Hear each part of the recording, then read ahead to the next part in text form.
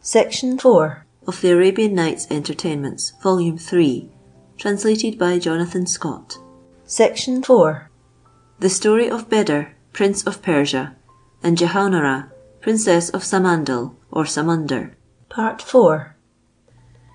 They had lived about a month together, when, as King Bedr was sitting at the shop door, after his ordinary manner, Queen Labe, so was this magic queen named, happened to come by with great pomp. The young king no sooner perceived the guards advancing before her than he arose, and going into the shop, asked the old man what all that show meant. "The queen is coming by," answered he, "but stand still and fear nothing."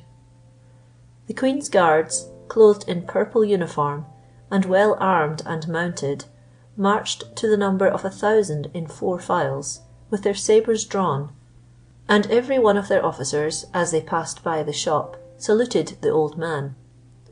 Then followed a like number of eunuchs, habited in brocaded silk, and better mounted, whose officers did the old man the like honour. Next came as many young ladies on foot, equally beautiful, richly dressed and ornamented with precious stones. They marched gravely, with half pikes in their hands, and in the midst of them appeared Queen Labe, on a horse glittering with diamonds, with a golden saddle, and a housing of inestimable value.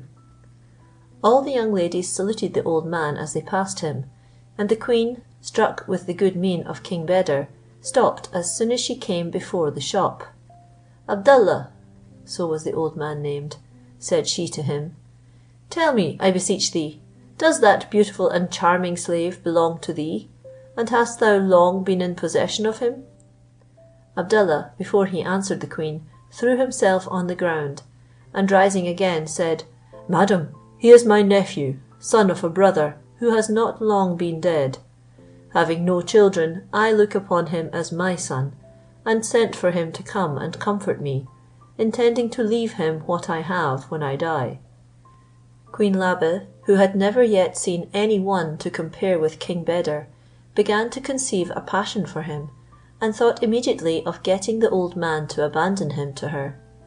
"Father," said she, "will you not oblige me so far as to make me a present of this young man? Do not refuse me, I conjure you, and I swear by the fire and the light I will make him so great and powerful that no individual in the world ever arrived at such good fortune. I trust you will grant me what I desire, more on account of the friendship I am assured you have for me, than for the esteem you know I always had, and shall ever have, for you." "Madam," replied the good Abdallah, "I am infinitely obliged to your majesty for all the kindness you have for me, and the honours you propose to do my nephew. He is not worthy to approach so great a queen, and I humbly beseech your majesty to excuse him." "Abdallah," replied the queen, "I all along flattered myself you loved me, and I could never have thought you would have shown me so much disrespect as to slight my request.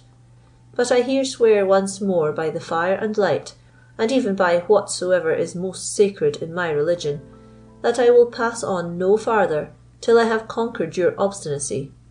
I understand well what raises your apprehensions, but I promise you shall never have any occasion to repent having obliged me in so sensible a manner." Old Abdallah was exceeding grieved, both on his own account and King Bedr's, at being in a manner forced to obey the queen. "Madam," replied he, "I would not willingly have your majesty entertain an ill opinion of the respect I have for you, and my zeal always to contribute whatever I can to oblige you. I put entire confidence in your royal word, and I do not in the least doubt you will keep it. I only beg of your majesty to delay doing this great honour to my nephew till you shall again pass this way."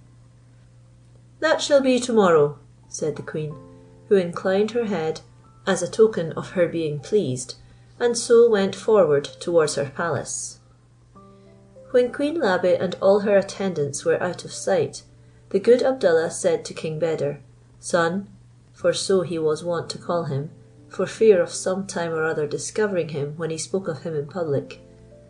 "It has not been in my power, as you may have observed, to refuse the Queen what she demanded of me with so much earnestness, to the end I might not force her to employ her magic against both you and myself, openly or secretly, and treat you as much from resentment to you as to me, with more signal cruelty than all those she has had in her power, as I have already told you. But I have some reason to believe she will use you well, as she promised me, on account of that particular esteem she professes for me. This you may have seen by the respect shown me and the honours paid me by all her court. She would be a vile creature indeed if she should deceive me. But she shall not deceive me unpunished, for I know how to revenge myself." These assurances, which appeared very doubtful, were not sufficient to support King Bedr's spirits. "After all you have told me of this Queen's wickedness," replied he, "you cannot wonder if I am somewhat fearful to approach her. I should, it may be, slight all you could tell me of her, and suffer myself to be dazzled by the lustre of grandeur that surrounds her, did I not know by experience what it is to be at the mercy of a sorceress. The condition I was in, through the enchantment of the Princess Jehaunara, and from which I was delivered only to fall almost immediately into the power of another, has made me look upon such a fate with horror." His tears hindered him from going on, and sufficiently showed with what repugnance he beheld himself under the fatal necessity of being delivered to Queen Labe. "Son," replied old Abdallah, "do not afflict yourself, for though I must own there is no great stress to be laid upon the promises and oaths of so perfidious a queen, yet I must withal acquaint you her power extends not to me. She knows this full well, and that is the reason, and no other, why she pays me so much respect. I can quickly hinder her from doing you the least harm, if she should be perfidious enough to attempt it. You may depend upon me, and provided you follow exactly the advice I shall give you, before I abandon you to her, she shall have no more power over you than she has over myself." The magic queen did not fail to pass by the old man's shop the next day, with the same pomp as the preceding, and Abdallah waited for her with great respect. "Father," cried she, "you may judge of my impatience to have your nephew with me by my punctually coming to remind you of your promise. I know you are a man of your word, and I cannot think you will break it with me."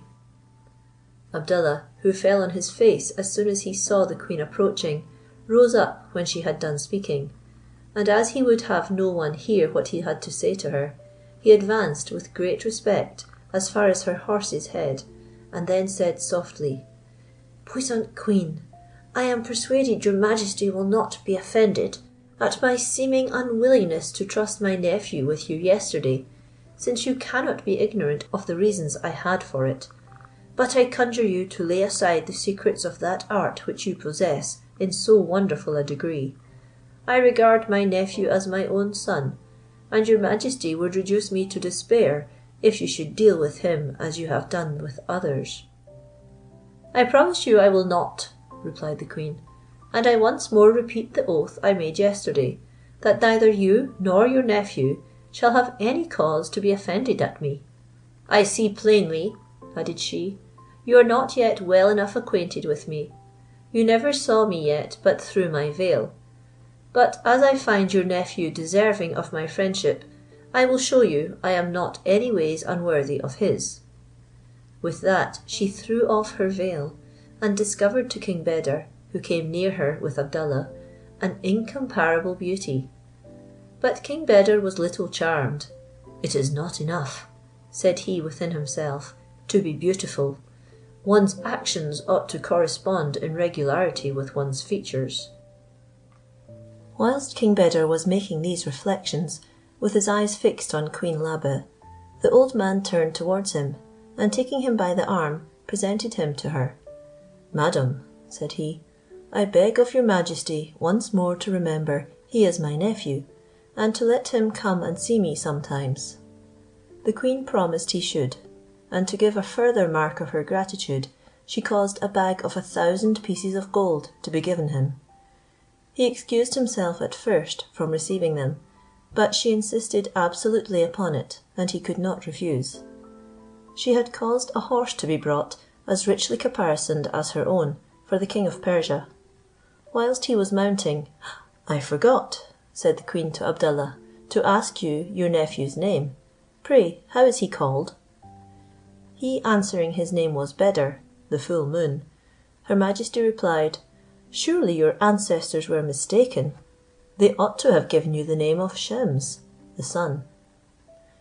When King Bedr was mounted, he would have taken his station behind the queen, but she would not suffer him, and made him ride on her left hand. She looked at Abdallah, and after having made him an inclination with her head, departed. Instead of observing a satisfaction in the people's faces at the sight of their sovereign, King Bedr took notice that they looked at her with contempt, and even cursed her. "The sorceress," said some, "has got a new subject to exercise her wickedness upon. Will heaven never deliver the world from her tyranny?" "Poor stranger," exclaimed others, "thou art much deceived if thou thinkest thy happiness will last long. It is only to render thy fall more terrible that thou art raised so high." These exclamations gave King Bedr to understand Abdallah had told him nothing but the truth of Queen Labe. But as it now depended no longer on himself to escape the mischief, he committed himself to the will of heaven. The magic queen arrived at her palace, immediately alighted, and giving her hand to King Bedr, entered with him, accompanied by her women and the officers of her eunuchs. She herself showed him all her apartments, where there was nothing to be seen but massive gold, precious stones, and furniture of wonderful magnificence. When she had carried him into her closet, she led him out into a balcony, from whence he observed a garden of surprising beauty. King Bedr commended all he saw, but nevertheless so that he might not be discovered to be any other than old Abdallah's nephew. They discoursed on indifferent matters, till the queen was informed that dinner was served. The queen and King Bedr arose, and went to place themselves at the table, which was of massive gold, and the dishes of the same metal. They began to eat, but drank hardly at all till the dessert came, when the queen caused a cup to be filled for her with excellent wine. She took it and drank to King Bedr's health, then without putting it out of her hand, caused it to be filled again, and presented it to him. King Bedr received it with profound respect, and by a very low bow signified to her majesty that he in return drank to her health. At the same time 10 of Queen Labe's women entered with musical instruments, with which and their voices they made an agreeable concert, while they continued drinking till late at night. At length both began so to be heated with wine that King Bedr insensibly forgot he had to do with a magic queen, and looked upon her only as the most beautiful woman he had ever seen. As soon as the queen perceived she had wrought him to the pitch she desired, she made a sign to her eunuchs and women to retire. Next morning the queen and King Bedr went to the bath.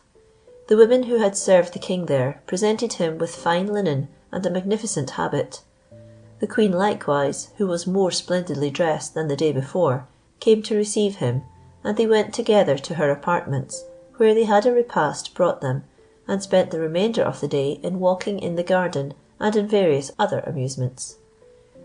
Queen Labe treated King Bedr after this manner for 40 days, as she had been accustomed to do all her lovers.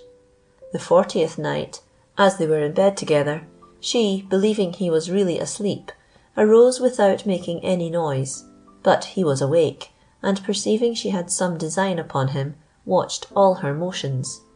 Being up, she opened a chest, from whence she took a little box full of a yellow powder. Taking some of the powder, she laid a train of it across the chamber, and it immediately flowed in a rivulet of water, to the great astonishment of King Bedr. He trembled with fear, but still pretended to sleep.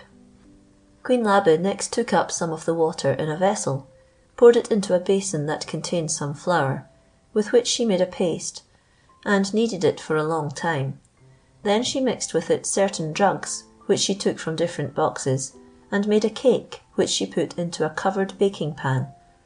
As she had taken care first of all to make a good fire, she took some of the coals and set the pan upon them, and while the cake was baking, she put up the vessels and boxes in their places again, and on her pronouncing certain words, the rivulet disappeared. When the cake was baked, she took it off the coals, carried it into her closet, and afterwards returned to King Beder, who dissembled so well that she had not the least suspicion of his having seen what she had done. King Beder, whom the pleasures and amusements of a court had made to forget his good host Abdallah, began now to think of him again, and believed he had more than ordinary occasion for his advice, after all he had seen the queen do that night. As soon as he was up, therefore, he expressed a great desire to go and see his uncle, and begged of her majesty to permit him. "What, my dear Beder," cried the queen, "are you then already tired? I will not say with living in so superb a palace as mine is, where you must find so many pleasures, but with the company of a queen who loves you so passionately as I do, and has given you so many marks of affection." "Great queen," answered King Beder, "how can I be tired of so many favours and graces as your majesty perpetually heaps upon me? So far from it, I desire this permission, madam, purely to go and give my uncle an account of the mighty obligations I have to your majesty. I must own likewise that my uncle loving me so tenderly, as I well know he does, having been absent from him now 40 days, I would not give him reason to think that I consent to remain longer without seeing him." "Go," said the queen, "you have my consent, but you will not be long before you return, if you consider I cannot possibly live without you." This said, she ordered him a horse richly caparisoned, and he departed. Old Abdallah was overjoyed to see King Beder. With regard to his quality, he embraced him tenderly, and King Beder returned his embrace, that nobody might doubt but that he was his nephew. As soon as they were sat down, "Well," said Abdallah to the king, "and how have you passed your time with that abominable sorceress?" "Hitherto," answered King Beder, "I must needs own she has been extraordinarily kind to me, and has done all she could to persuade me that she loves me faithfully. But I observed something last night which gives me just reason to suspect that all her kindness was but dissimulation. Whilst she thought me asleep, although I was really awake, she stole from me with a great deal of precaution, which made me suspect her intention, and therefore I resolved to watch her, still feigning myself asleep." He then related to Abdallah in what manner he had seen her make the cake, and then added, "Hitherto," said he, "I must needs confess I had almost forgotten not only you, but all the advice you gave me concerning the wickedness of this queen, but this last action of hers gives me reason to fear she intends to observe none of her promises or solemn oaths to you. I thought of you immediately, and I esteem myself happy that I have obtained permission to come to you." "You are not mistaken," replied old Abdallah with a smile, which showed he did not himself believe she would have acted otherwise. "Nothing is capable of obliging a perfidious woman to amend. But fear nothing, I know how to make the mischief she intends you fall upon herself. You are alarmed in time, and you could not have done better than to have recourse to me. It is her ordinary practice to keep her lovers only 40 days, and after that time, instead of sending them home, to turn them into animals, to stock her forests and parks. But I thought of measures yesterday to prevent her doing you the same harm. The earth has borne this monster long enough, and it is now high time she should be treated as she deserves." So saying, Abdallah put 2 cakes into King Beder's hands, bidding him keep them to be used as he should direct. "You told me," continued he, "the sorceress made a cake last night. It was for you to eat, but do not touch it. Nevertheless, do not refuse to receive it when she offers it you, but instead of tasting it, break off part of one of the 2 I shall give you unobserved, and eat that. As soon as she thinks you have swallowed it, she will not fail to attempt transforming you into some animal, but she shall not succeed. When she sees that she has failed, she will immediately turn her proceeding into pleasantry, as if what she had done was only out of joke to frighten you. But she will conceal a mortal grief in her heart, and think she has omitted something in the composition of her cake. As for the other cake, you shall make a present of it to her, and press her to eat it, which she will not refuse to do, were it only to convince you she does not mistrust you, though she has given you so much reason to mistrust her. When she has eaten of it, take a little water in the hollow of your hand, and throwing it in her face, say, "Quit that form now you wear, and take that of such or such animal, as you shall think fit. Which done, come to me with the animal, and I will tell you what you shall do afterwards." King Beder expressed to Abdallah in the warmest terms his great obligations to him, for his endeavours to defend him from the power of a pestilent sorceress, and after some further conversation took his leave of him, and returned to the palace. Upon his arrival, he understood that the queen waited for him with great impatience in the garden. He went to her, and she no sooner perceived him than she came in great haste to meet him. "My dear Beder," exclaimed she, "it is said, with a great deal of reason, that nothing more forcibly shows the excess of love than absence from the object loved. I have had no quiet since I saw you, and it seems ages since I have been separated from you.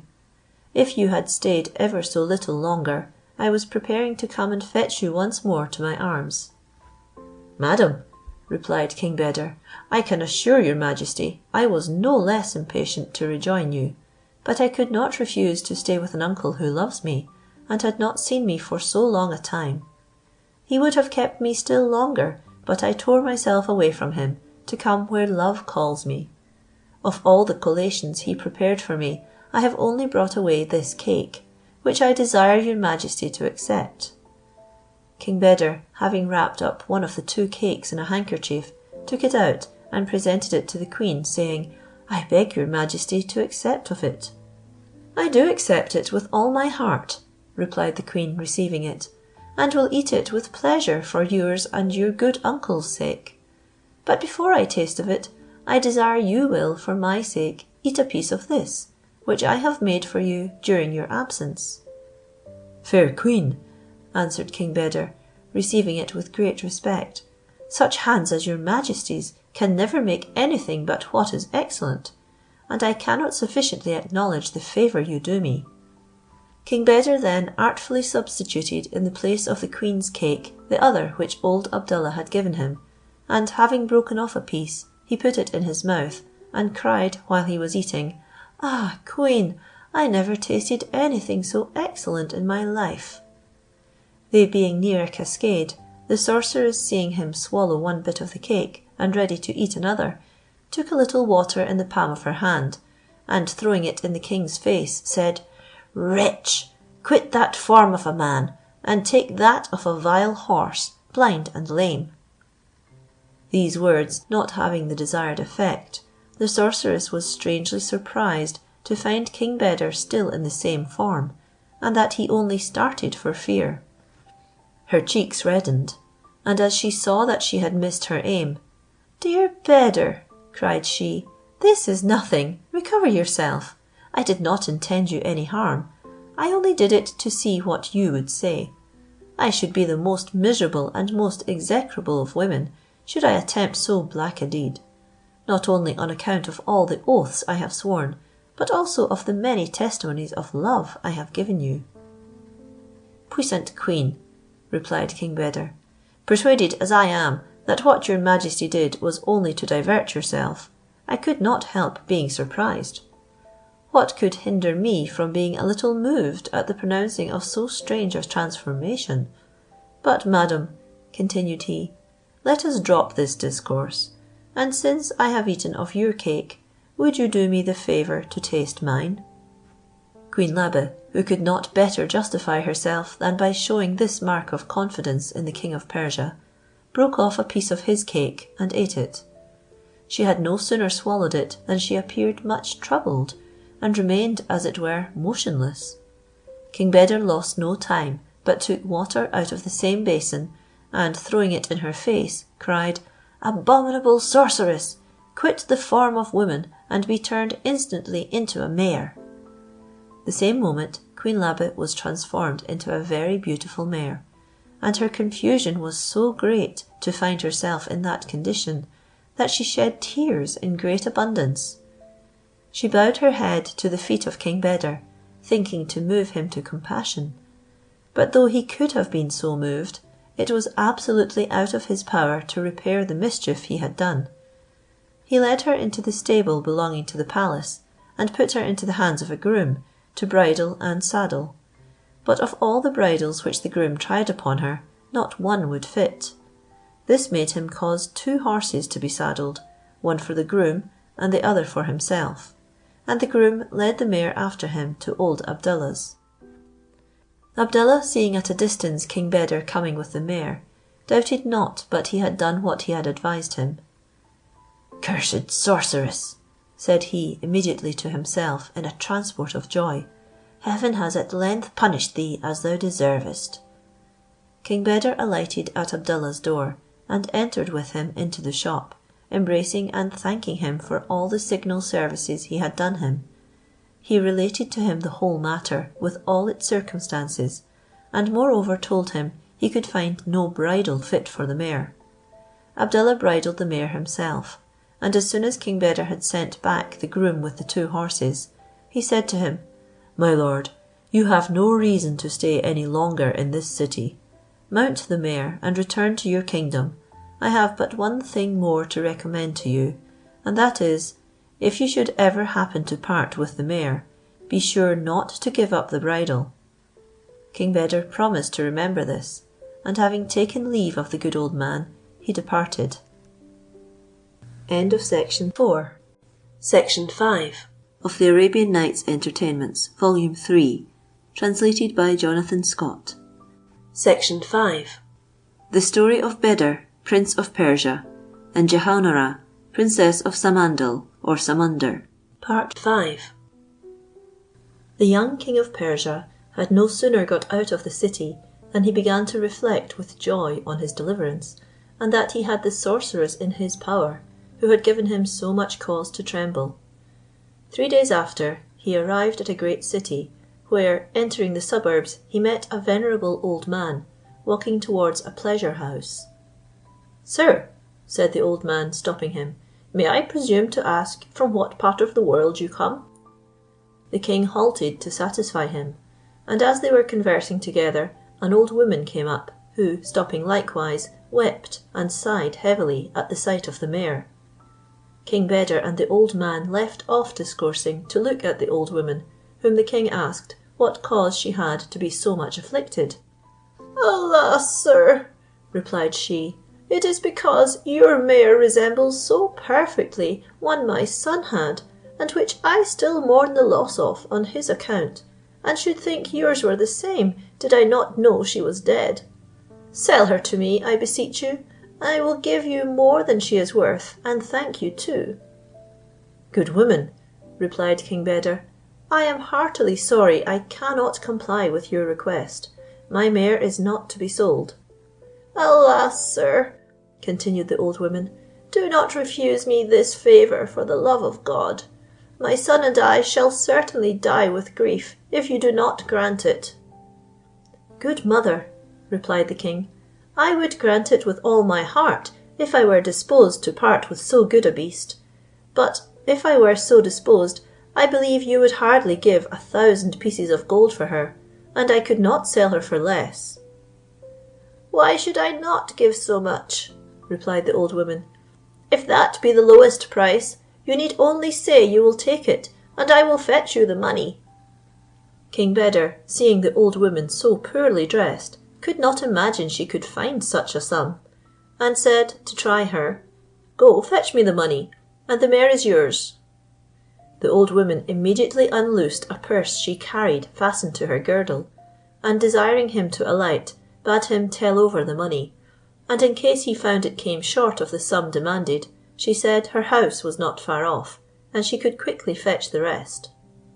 The surprise of King Beder at the sight of the purse was not small. "Good woman," said he, "do you not perceive I have bantered you all this while? I assure you my mare is not to be sold." The old man, who had been witness to all that had passed, now began to speak. "Son," said he to King Beder, "it is necessary you should know one thing, which I find you are ignorant of, and that is, that in this city it is not permitted to any one to tell a lie on any account whatsoever, on pain of death. You cannot refuse taking this good woman's money and delivering your mare, when she gives you the sum according to the agreement, and this you had better do without any noise, than expose yourself to what may ensue." King Beder, mortified to find himself thus trapped by his rash proffer, alighted with great regret. The old woman stood ready to seize the reins, immediately unbridled the mare, and taking some water in her hand, from a stream that ran in the middle of the street, threw it in the mare's face, uttering these words: "Daughter, quit that strange shape, and reassume thy own." The transformation was effected in a moment, and King Beder, who swooned as soon as he saw Queen Labe appear, would have fallen to the ground if the old man had not hindered him. The old woman, who was the mother of Queen Labe, and had instructed her in all her magic secrets, had no sooner embraced her daughter than, to show her fury, she in an instant, by whistling, caused to rise a genie of a gigantic form and stature. This genie immediately took King Beder on one shoulder, and the old woman with the magic queen on the other, and transported them in a few minutes to the palace of Queen Labe in the City of Enchantments. The magic queen immediately fell upon King Beder, reproaching him violently. "Is it thus," said she, "ungrateful wretch, that thy unworthy uncle and thou repay me for all the kindnesses I have done you? I shall soon make you both feel what you deserve." She said no more, but taking water in her hand, threw it in his face with these words: "Quit the form of man, and take that of an owl." These words were soon followed by the effect, and immediately she commanded one of her women to shut up the owl in a cage, and give him neither meat nor drink. The woman took the cage, but without regarding what the queen had ordered, gave him both meat and drink, and being old Abdallah's friend, sent him word privately how the queen had treated his nephew, and apprised him of her design to destroy both him and King Beder, that he might take measures to prevent her intentions and secure himself. Abdallah knew no common means would do with Queen Labe. He therefore whistled in a peculiar manner, and there immediately arose a giant with 4 wings, who, presenting himself before him, asked what he would have. "Lightning," said Abdallah to him, for so was the genie called, "I command you to preserve the life of King Beder, son of Queen Gulnar. Go to the palace of the magic queen, and transport immediately to the capital of Persia the compassionate woman who has the cage in custody, to the end she may inform Queen Gulnar of the danger the king her son is in, and the occasion he has for her assistance. Take care not to frighten her when you come before her, and acquaint her from me what she ought to do." Lightning immediately disappeared, and in an instant reached the palace of the magic queen. He instructed the woman, lifted her up into the air, and transported her to the capital of Persia, where he placed her on the terrace of Gulnar's palace. She descended into her apartment, and there found Queen Gulnar and Queen Farashe her mother lamenting their mutual misfortunes. She made them a profound reverence, and by the relation she gave them, they soon understood the great need King Beder had of their assistance. Queen Gulnar was so overjoyed at the news, that rising from her seat, she went and embraced the good woman, telling her how much she was obliged to her for the service she had done her. Then going immediately out, she commanded the trumpets to sound, and the drums to beat, to acquaint the city that the king of Persia would suddenly return safe to his kingdom. She then went and found King Saleh her brother, whom Farashe had caused to come speedily thither by a certain fumigation. "Brother," said she to him, "the king your nephew, my dear son, is in the City of Enchantments, under the power of Queen Labe, Both you and I must go to deliver him, for there is no time to be lost."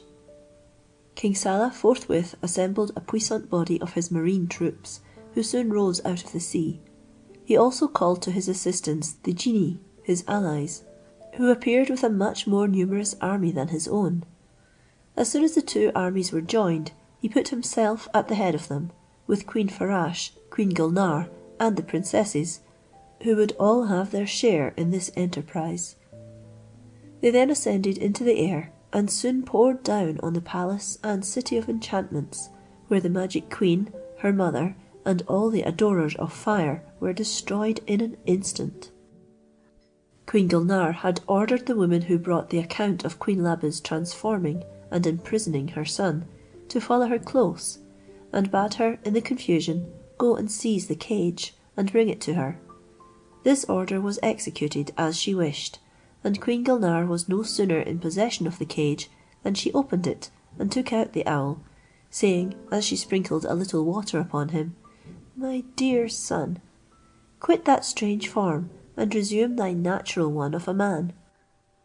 In a moment, Queen Gulnare, instead of the hideous owl, beheld King Beder her son.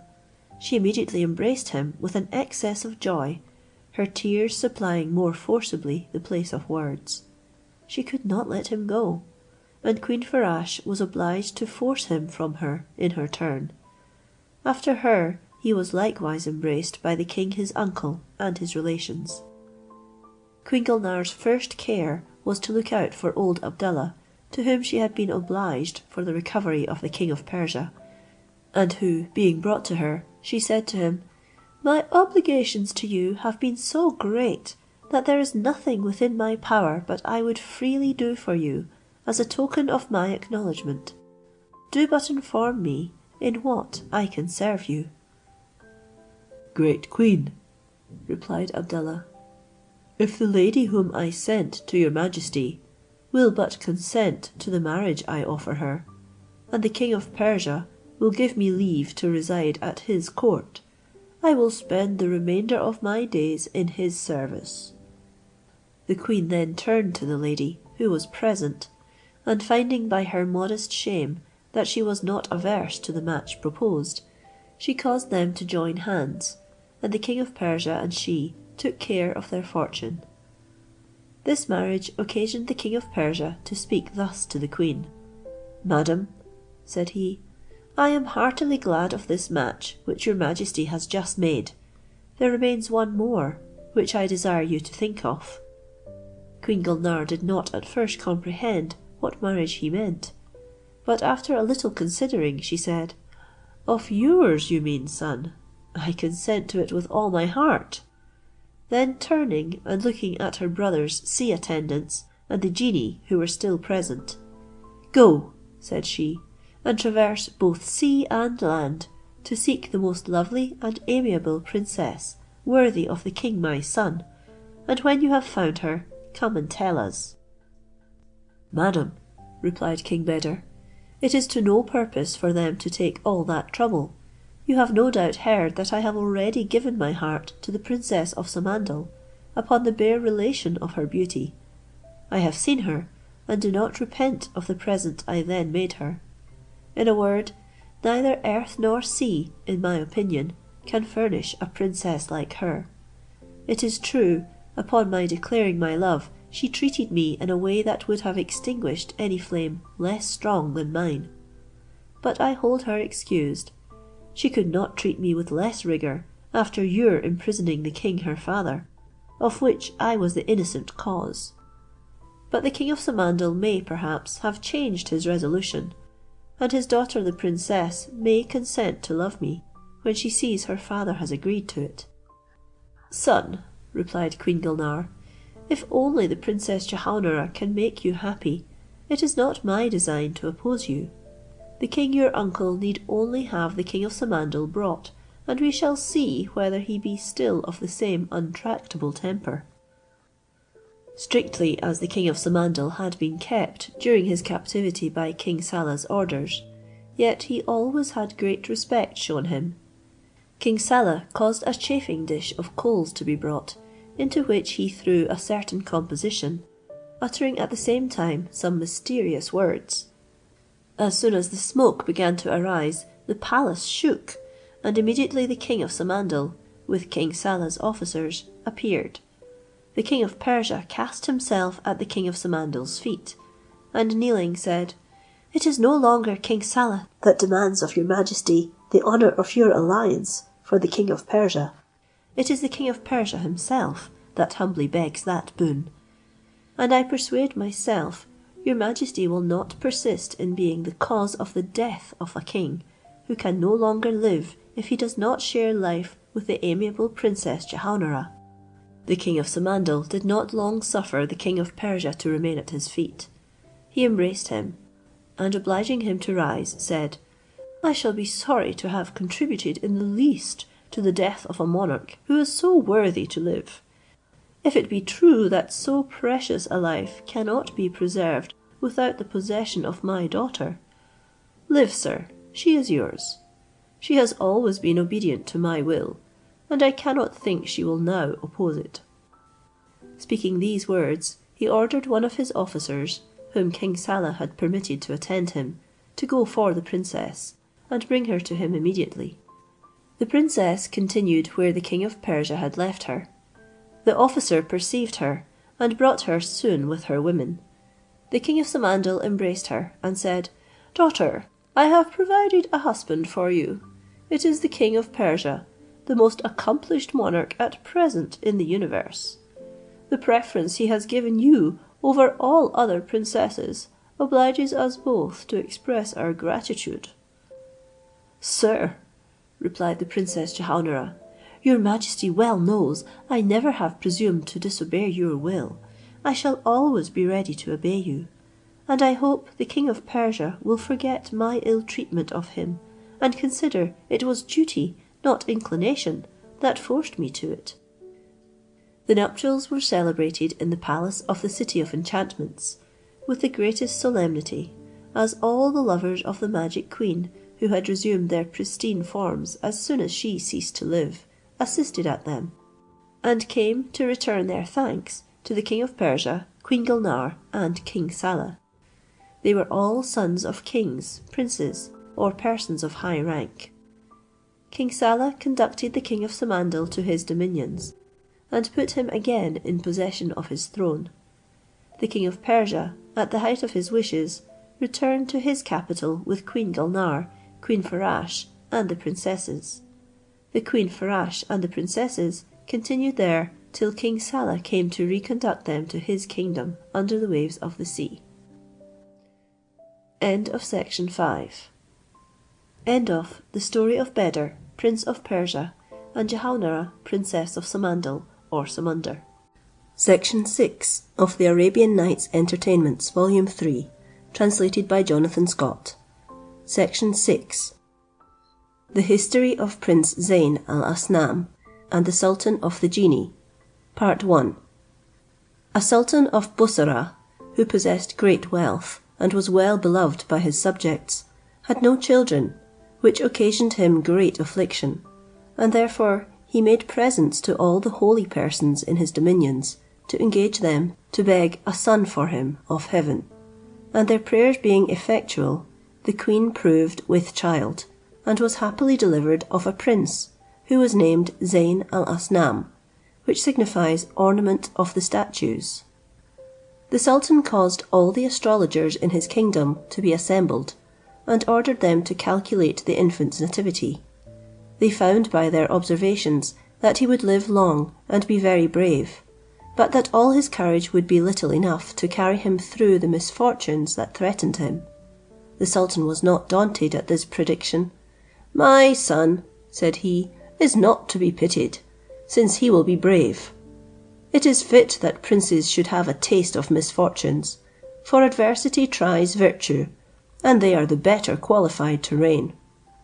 He rewarded the astrologers and dismissed them, and caused Zayn to be educated with the greatest care, appointing him able masters as soon as he was of age to receive their instructions. In short, he proposed to make him an accomplished prince, when on a sudden this good sultan fell sick of a disorder, which all the skill of his physicians could not cure. Perceiving his disease was mortal, he sent for his son, and among other things advised him rather to endeavour to be loved than to be feared by his people, not to give ear to flatterers, to be as slow in rewarding as in punishing, because it often happens that monarchs misled by false appearances load wicked men with favours and oppress the innocent. As soon as the sultan was dead, Prince Zeyn went into mourning, which he wore 7 days, and on the 8th he ascended the throne, taking his father's seal off the royal treasury and putting on his own, beginning thus to taste the sweets of ruling, the pleasure of seeing all his courtiers bow down before him, and make it their whole study to show their zeal and obedience. In a word, the sovereign power was too agreeable to him. He only regarded what his subjects owed to him, without considering what was his duty towards them, and consequently took little care to govern them well. He revelled in all sorts of debauchery among the voluptuous youth, on whom he conferred the prime employments in the kingdom. He lost all command of his power. Being naturally prodigal, he set no bounds to his grants, so that his women and his favourites insensibly drained his treasury. The queen his mother was still living, a discreet, wise princess. She had several times unsuccessfully tried to check her son's prodigality and debauchery, giving him to understand that if he did not soon take another course, he would not only squander his wealth, but also alienate the minds of his people, and occasion some revolution, which perhaps might cost him his crown and his life. What she had predicted had nearly happened. The people began to murmur against the government, and their murmurs had certainly been followed by a general revolt, had not the queen had the address to prevent it. That princess, being acquainted with the ill posture of affairs, informed the sultan, who at last suffered himself to be prevailed upon. He committed the government to discreet aged men, who knew how to keep the people within the bounds of duty. Zeyn, seeing all his wealth consumed, repented that he had made no better use of it. He fell into a profound melancholy, and nothing could comfort him.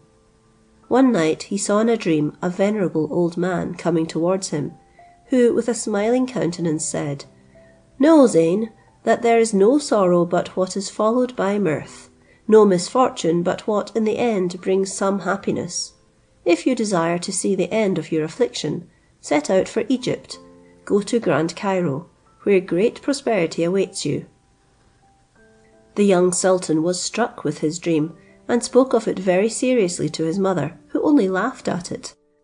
"My son," said she to him, "would you go into Egypt on the faith of an illusive dream?" "Why not, madam?" answered Zeyn. "Do you imagine all dreams are chimerical? No, no, some of them are mysterious. My preceptors have told me 1,000 incidents which will not permit me to doubt of it. Besides, though I were not otherwise convinced, I could not forbear giving some credit to my dreams. The old man who appeared to me had something supernatural. He was not one of those men whom nothing but age makes venerable. There appeared a divine air about his person. In short, he was such a one as our great prophet is represented. And if you will have me tell you what I think, I believe it was he who, pitying my affliction, designs to relieve it. I rely on the confidence he has inspired me with. I am full of his promises, and have resolved to follow his advice." The queen endeavoured to persuade him, but in vain. The sultan committed to her the government of the kingdom, set out one night very privately from his palace, and took the road to Cairo, without suffering any person to attend him. After much trouble and fatigue, he arrived at that famous city, like which there are few in the world, either for extent or beauty. He alighted at the gate of a mosque, where, being spent with weariness, he lay down. No sooner was he fallen asleep than he saw the same old man, who said to him, "I am pleased with you, my son. You have given credit to my words. You are come hither, without being deterred by the length or the difficulties of the way. But no, I have not put you upon undertaking such a long journey with any other design than to try you. I find you have courage and resolution. You deserve I should make you the richest and happiest prince in the world. Return to Bussorah, and you shall find immense wealth in your palace. No king ever possessed so rich a treasure." The sultan was not pleased with this dream. "Alas!" thought he to himself when he awoke, "how much was I mistaken! That old man, whom I took for our prophet, is no other than the production of my disturbed imagination. My fancy was so full of him, that it is no wonder I have seen him again. I had best return to Bussorah. What should I do here any longer? It is fortunate that I told none but my mother the motive of my journey. I should become a jest to my people if they knew it." Accordingly he set out again for his kingdom, and as soon as he arrived there, the queen asked him whether he returned well pleased. He told her all that had happened, and was so much concerned for having been so credulous, that the queen, instead of adding to his vexation by reproving or laughing at him, comforted him. "Forbear afflicting yourself, my son," said she. "If God has appointed you riches, you will have them without any trouble. Be contented. All that I recommend to you is, to be virtuous. Renounce the delights of dancing, music, and wine. Shun all these pleasures. They have already almost ruined you. Apply yourself to make your subjects happy. By securing their happiness, you will establish your own." Sultan Zeyn vowed that he would for the future follow his mother's advice, and be directed by the wise viziers she had chosen to assist him in supporting the weight of government. But the very night after he returned to his palace, he saw the old man the third time in a dream, who said to him, "The time of your prosperity is come, brave Zeyn. Tomorrow morning, as soon as you are up, take a little pickaxe and dig in the late sultan's closet. You will there find a rich treasure." As soon as the sultan awoke, he got up, ran to the queen's apartment, and with much eagerness told her the new dream of that night. "Really, my son," said the queen, smiling, "this is a very positive old man. He is not satisfied with having deceived you twice. Have you a mind to believe him again?" "No, madam," answered Zeyn, "I give no credit to what he has said, but I will, for my own satisfaction, search my father's closet." "I really fancied so," cried the queen, laughing heartily. "Go, my son, satisfy yourself. My comfort is, that work is not so fatiguing as the journey to Egypt." "Well, madam," answered the sultan, "I must own that this third dream has restored my confidence, for it is connected with the two others. Let us examine the old man's words. He first directed me to go into Egypt. There he told me he had put me upon taking that journey only to try me. 'Return to Bussorah,' said he, 'that is the place where you are to find treasures.' This night he has exactly pointed out to me the place where they are. These three dreams, in my opinion, are connected. After all, they may be chimerical, but I would rather search in vain than blame myself as long as I live for having perhaps missed great riches by being unseasonably incredulous." Having spoken thus, he left the queen's apartment, caused a pickaxe to be brought him, and went alone into the late sultan's closet. He immediately began to break up the ground, and took up above half the square stones it was paved with, but yet saw not the least appearance of what he sought. He ceased working to take a little rest, thinking within himself, "I am much afraid my mother had cause enough to laugh at me." However, he took heart and went on with his labour. Nor had he cause to repent, for on a sudden he discovered a white slab, which he took up, and under it found a door, made fast with a steel padlock, which he broke with the pickaxe, and opened the door, which covered a staircase of white marble. He immediately lighted a lamp, and went down the stairs into a room, the floor whereof was laid with tiles of chinaware, and the roof and walls were of crystal. But he particularly fixed his eyes on 4 shelves, a little raised above the rest of the floor, on each of which were 10 urns of porphyry. He fancied they were full of wine. "Well," said he, "that wine must be very old. I do not question but it is excellent." He went up to one of the urns, took off the cover, and with no less joy than surprise perceived it was full of pieces of gold. He searched all the 40, one after another, and found them full of the same coin, took out a handful, and carried it to the queen. The princess, it may be imagined, was amazed when the sultan gave her an account of what he had discovered. "Oh, my son," said she, "take heed you do not lavish away all this wealth foolishly, as you have already done the royal treasure. Let not your enemies have so much occasion to rejoice." "No, madam," answered Zeyn, "I will from henceforward live in such a manner as shall be pleasing to you."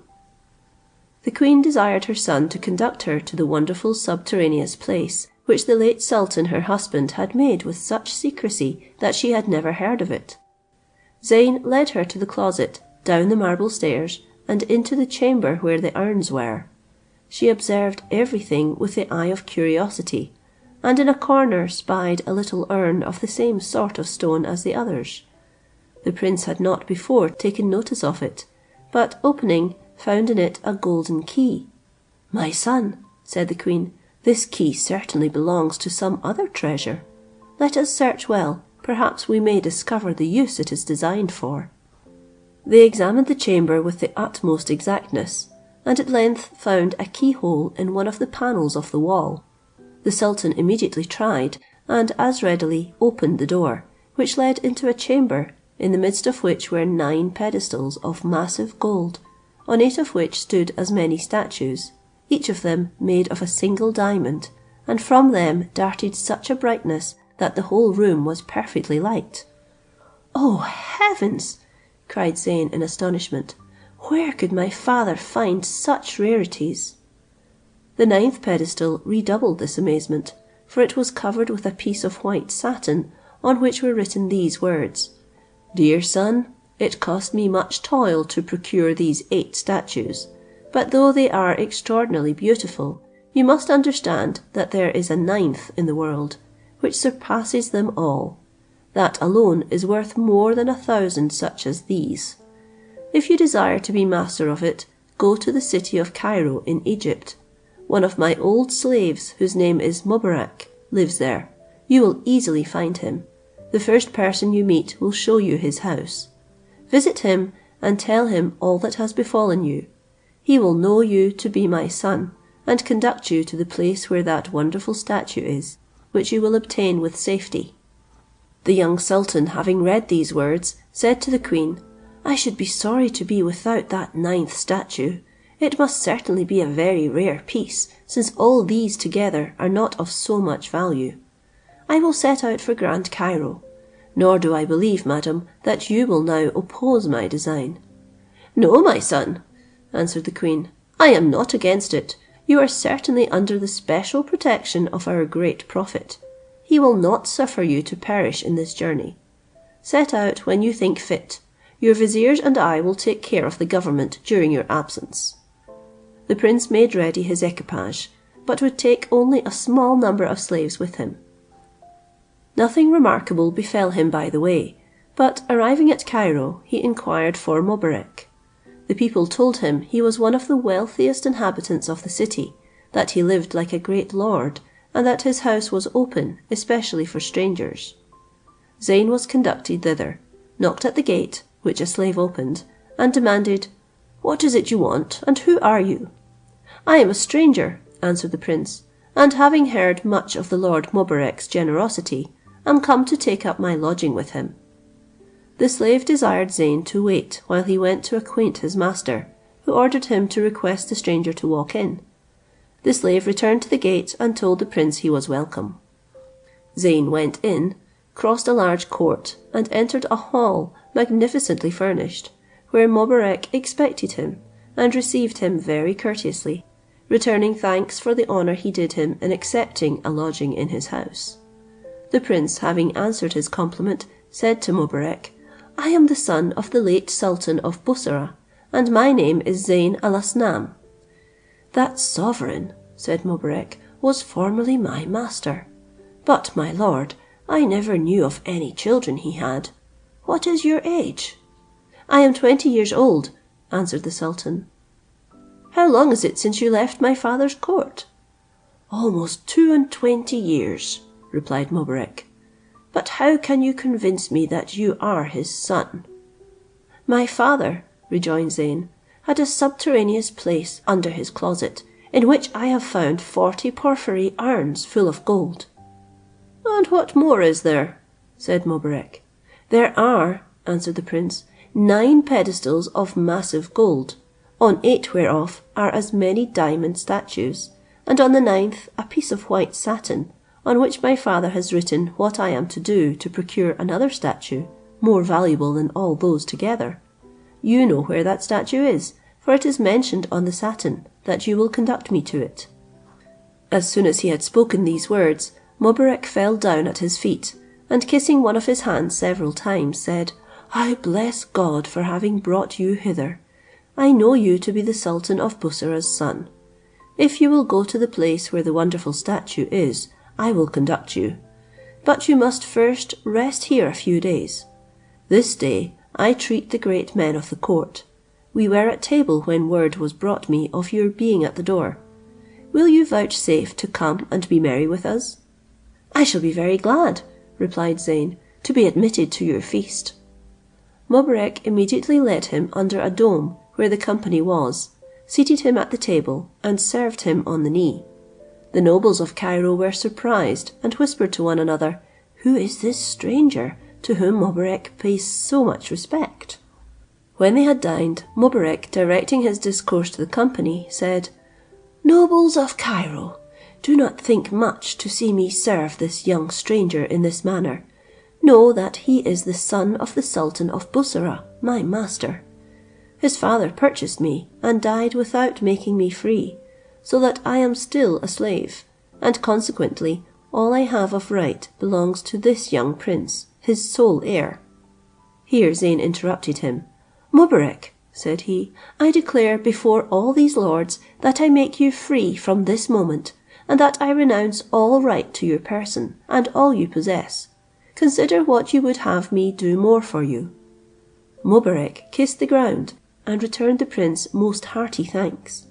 Wine was then brought in, they drank all day, and towards evening presents were distributed among the guests, who departed. The next day Zeyn said to Mobarek, "I have taken rest enough. I came not to Cairo to take my pleasure. My design is to obtain the 9th statue. It is time for us to set out in search of it."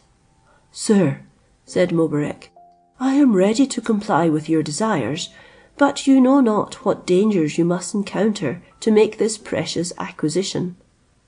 "Whatever the danger may be," answered the prince, "I have resolved to make the attempt. I will either perish or succeed. All that happens in this world is by God's direction. Do you but bear me company, and let your resolution be equal to mine." Mobarek, finding him determined to set out, called his servants, and ordered them to make ready his equipage. The prince and he then performed the ablution, and the prayer enjoined, which is called Farz, and that done, they set out. On their way they took notice of abundance of strange and wonderful things, and travelled many days. At length, being come to a delightful spot, they alighted from their horses. Mobarek then said to all the servants that attended them, "Do you remain in this place, and take care of our equipage till we return." Then he said to Zeyn, "Now, sir, let us advance by ourselves. We are near the dreadful place where the 9th statue is kept. You will stand in need of all your courage." End of part 1. End of section 6. Section 7 of the Arabian Nights Entertainments, Volume 3, translated by Jonathan Scott. Section 7. The History of Prince Zeyn al-Asnam and the Sultan of the Genii. Part 2. They soon came to a vast lake.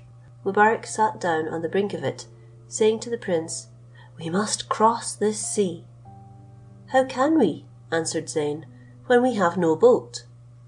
"You will see one appear in a moment," replied Mobarek. "The enchanted boat of the Sultan of the Genii will come for us. But do not forget what I am going to say to you. You must observe a profound silence.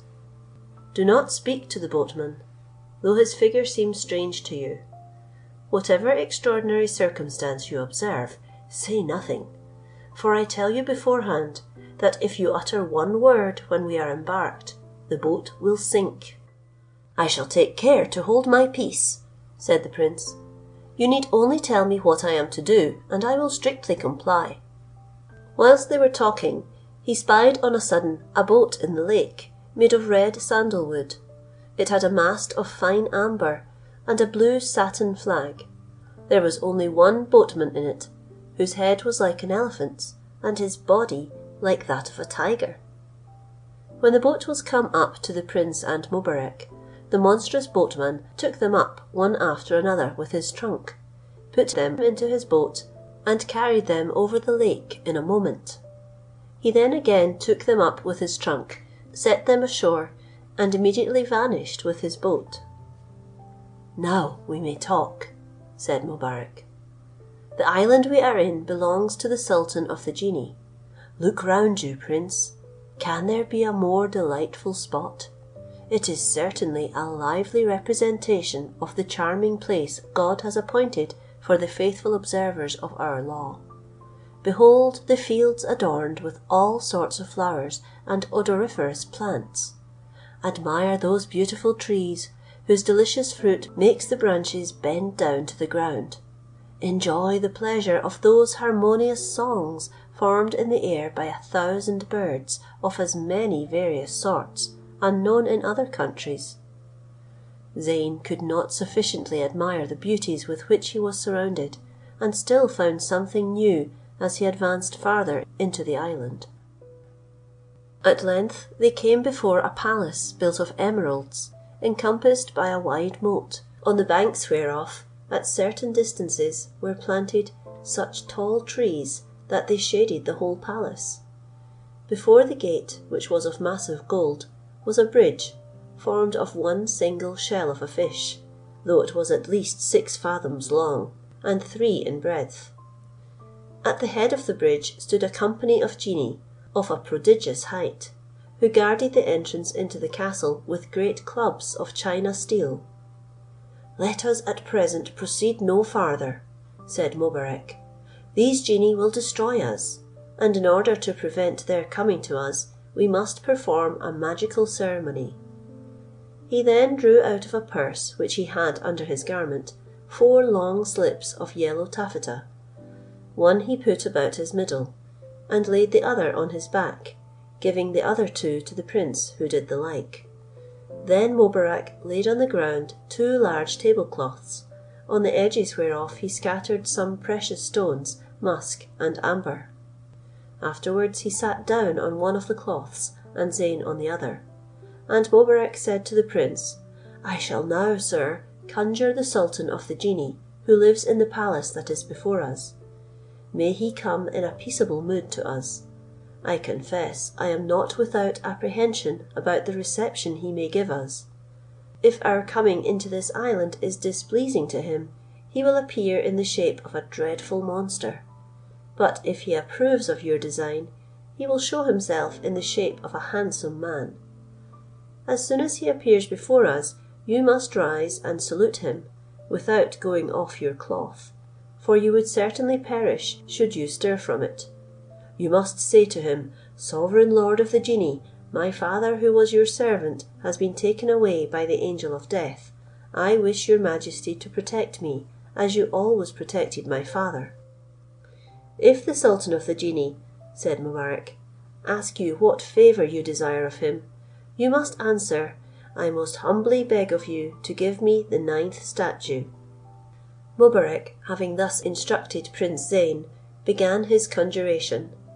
Immediately their eyes were dazzled by a long flash of lightning, which was followed by a clap of thunder. The whole island was covered with a thick darkness.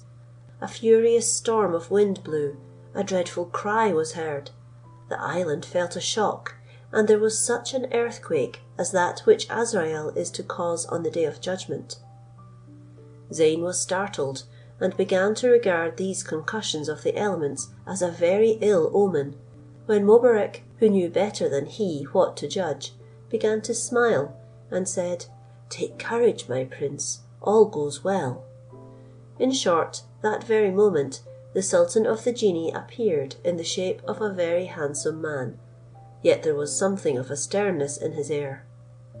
As soon as Sultan Zeyn had made him the compliment he had been taught by Mobarek, the Sultan of the Genii, smiling, answered, "My son, I loved your father, and every time he came to pay me his respects, I presented him with a statue, which he carried away with him.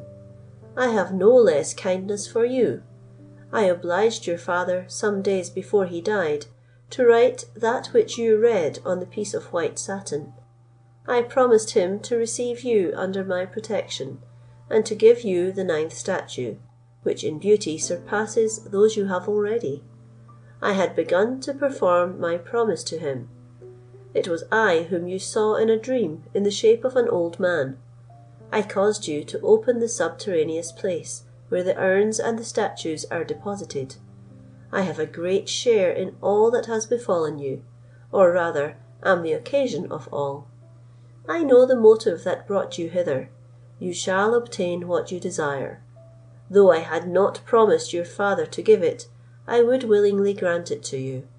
But you must first swear to me by all that is sacred that you will return to this island, and that you will bring me a maid who is in her 15th year, has never loved nor desired to. She must also be perfectly beautiful, and you so much a master of yourself as not even to desire her as you are conducting her hither."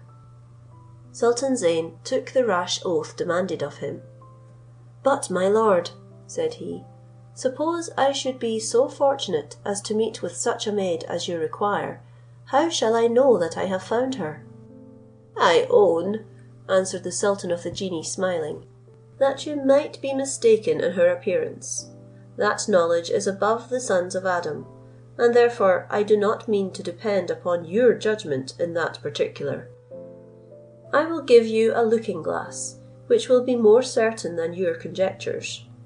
When you shall have seen a maiden 15 years of age, perfectly beautiful, you need only look into the glass in which you shall see her figure. If she be chaste, the glass will remain clean and unsullied. But if, on the contrary, it sullies, that will be a certain sign that she has not always been prudent, or at least that she has desired to cease to be so. Do not forget the oath you have taken. Keep it like a man of honour. Otherwise I will take away your life, notwithstanding the kindness I have for you." Zeyn al-Asnan protested again that he would faithfully keep his word. The Sultan of the Genii then delivered to him a looking glass, saying, "My son, you may return when you please. There is the glass you are to use."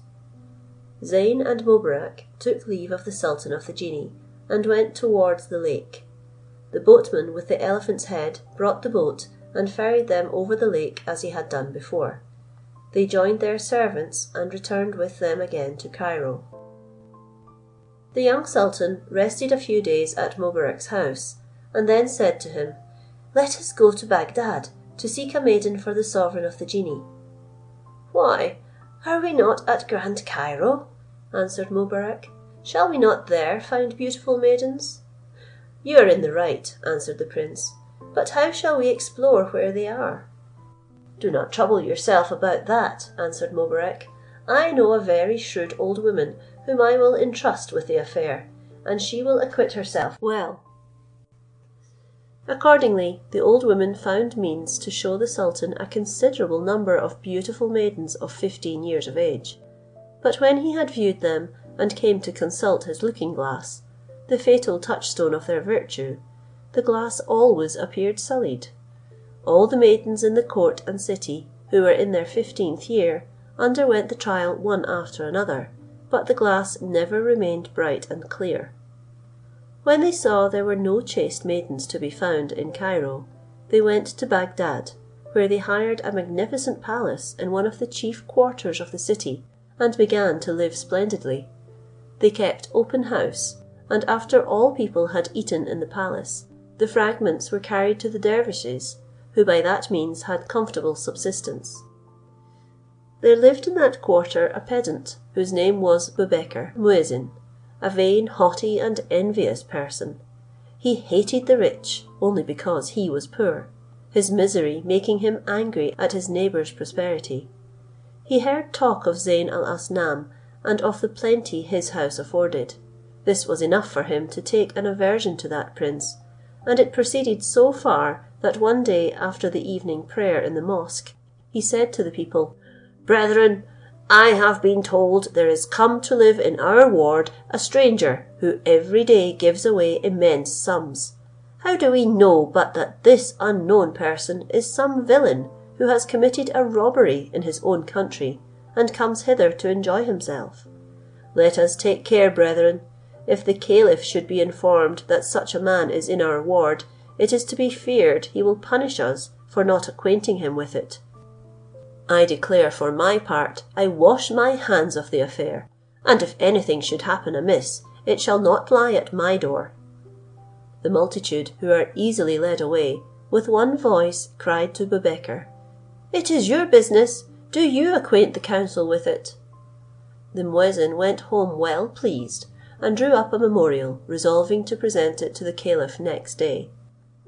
But Mobarek, who had been at prayers and heard all that was said by the muezzin, put 500 pieces of gold into a handkerchief, made up with a parcel of several silks, and went to Boubekir's house. The muezzin asked him in a harsh tone what he wanted. "Holy father," answered Mobarek with an obliging air, and at the same time putting into his hand the gold and the silk, "I am your neighbour and your servant. I come from Prince Zayn, who lives in this ward. He has heard of your worth, and has ordered me to come and tell you that he desires to be acquainted with you, and in the meantime desires you to accept of this small present." Boubekir was transported with joy, and answered Mobarek thus: "Be pleased, sir, to beg the prince's pardon for me. I am ashamed I have not yet been to see him, but I will atone for my fault, and wait on him tomorrow." Accordingly, the next day after morning prayer, he said to the people, "You must know from your own experience, brethren, that no man is without some enemies. Envy pursues those chiefly who are very rich.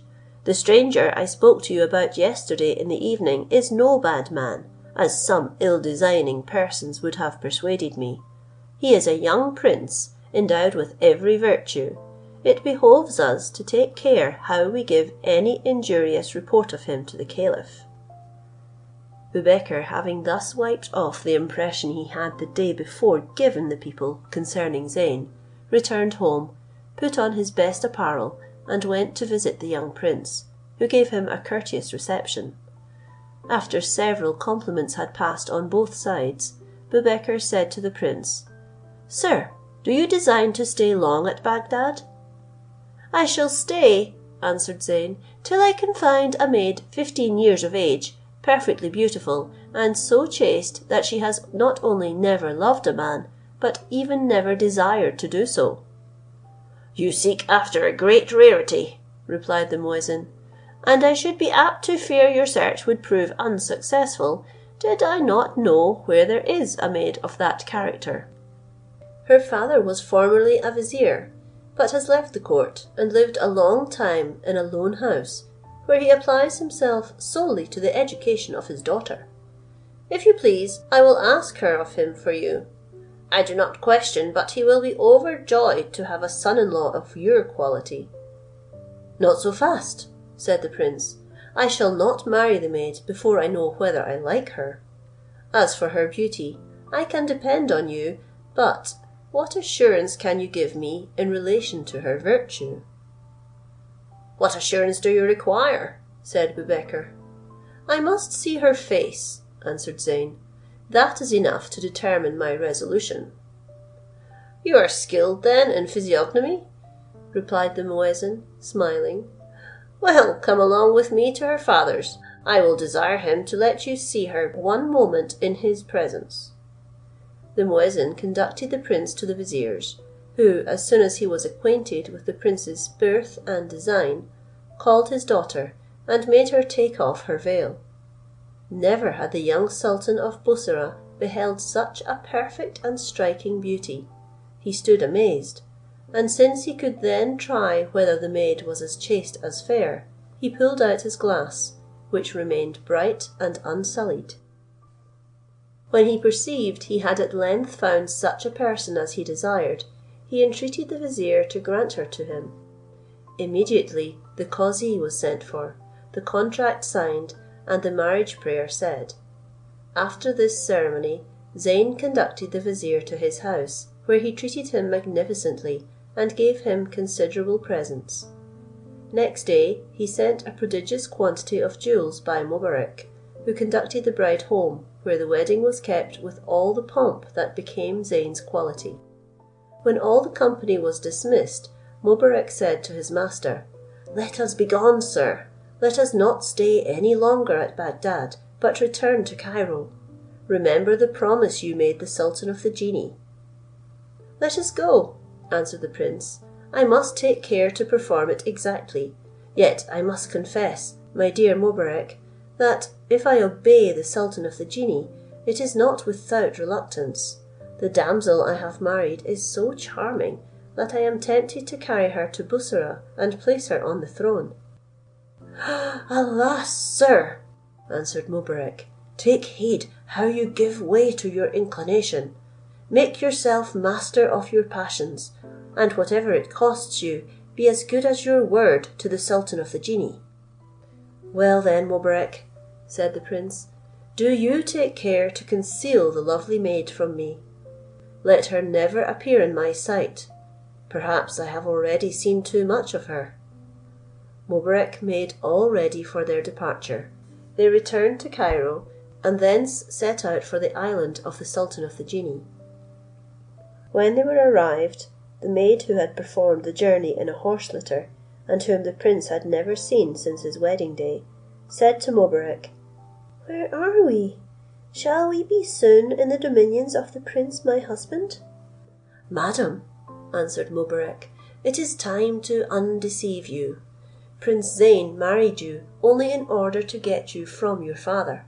He did not engage his faith to make you sovereign of Bussorah, but to deliver you to the sultan of the genii, who has asked of him a virgin of your character." At these words she began to weep bitterly, which moved the prince and Mobarek. "Take pity on me," said she. "I am a stranger. You will be accountable to God for your treachery towards me." Her tears and complaints were of no effect, for she was presented to the sultan of the genii, who, having gazed on her with attention, said to Zeyn, "Prince, I am satisfied with your behaviour. The virgin you have brought me is beautiful and chaste, and I am pleased with the restraint you have put upon yourself to be as good as your promise to me. Return to your dominions, and when you shall enter the subterraneous room where the 8 statues are, you shall find the 9th, which I promised you. I will make my genie carry it thither." Zeyn thanked the sultan, and returned to Cairo with Mobarek, but did not stay long in Egypt, for his impatience to see the 9th statue made him hasten his departure. However, he could not but often think regretfully of the young virgin he had married, and blaming himself for having deceived her, he looked upon himself as the cause and instrument of her misfortune. "Alas," said he to himself, "I have taken her from a tender father to sacrifice her to a genie. O incomparable beauty, you deserve a better fate." Sultan Zeyn, disturbed with these thoughts, at length reached Bussorah, where his subjects made extraordinary rejoicings for his return. He went directly to give an account of his journey to his mother, who was in a rapture to hear that he had obtained the 9th statue. "Let us go, my son," said she, "let us go and see it, for it is certainly in the subterraneous chamber, since the sultan of the genii told you you should find it there." The young sultan and his mother, being both impatient to see the wonderful statue, went down into the room of the statues. But how great was their surprise when, instead of a statue of diamonds, they beheld on the 9th pedestal a most beautiful virgin, whom the prince knew to be the same whom he had conducted into the island of the genii. "Prince," said the young maid, "you are surprised to see me here. You expected to have found something more precious than me, and I question not but that you now repent having taken so much trouble. You expected a better reward."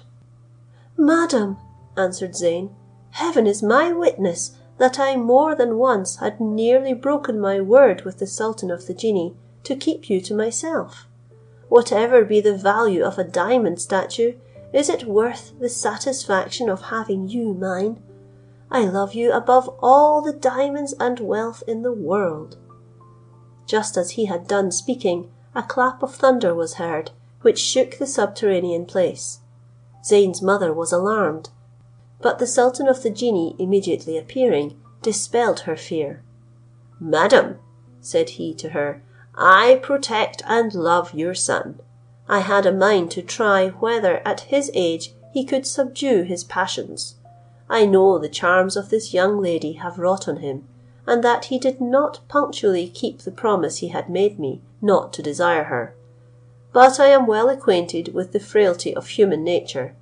This is the 9th statue I designed for him. It is more rare and precious than the others.